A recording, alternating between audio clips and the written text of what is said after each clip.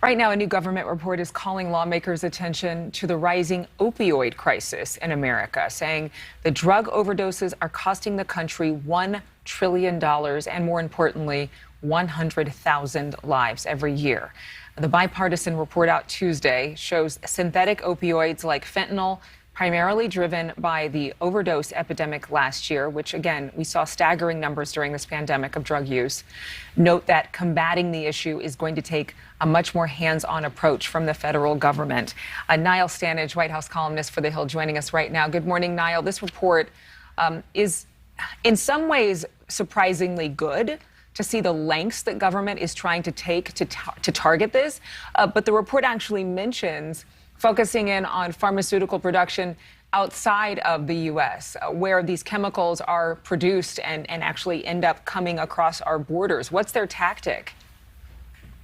Well, that's right, Adrienne. I mean, as you say, it is a positive development, and I think it's worth mentioning off the top. This is a truly bipartisan report. Some very committed Liberals and very committed Conservatives involved in this. So credit where it's due there. As to the diplomacy piece, it is an attempt to get other governments on board to try to stem the supply, not just of illegal drugs in themselves, but of chemicals that are used in the manufacture of drugs here.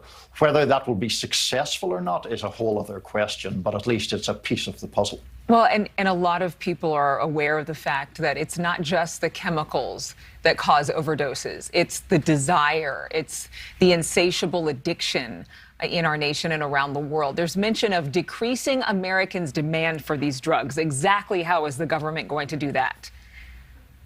That is such a great question. It's maybe the biggest question of all, Adrienne. I can give you the political policy answer, which is they're going to focus on harm reduction. But to me, the question you ask is more profound.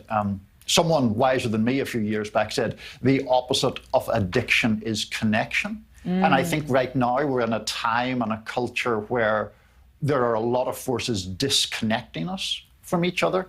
And I think that leaves a lot of people maybe alienated or isolated. And perhaps some of them reach out for narcotics. How you solve that with a law or a program, I don't know, because that ranges over, psychology, sociology, spirituality. I mean, it's a huge question, as you and I have spoken about before. Right, and hopefully lawmakers, again, on both sides of the aisle can agree that there's going to have to be something that's done from the angle of that connection that you're speaking about. Otherwise, all of their efforts will be in vain.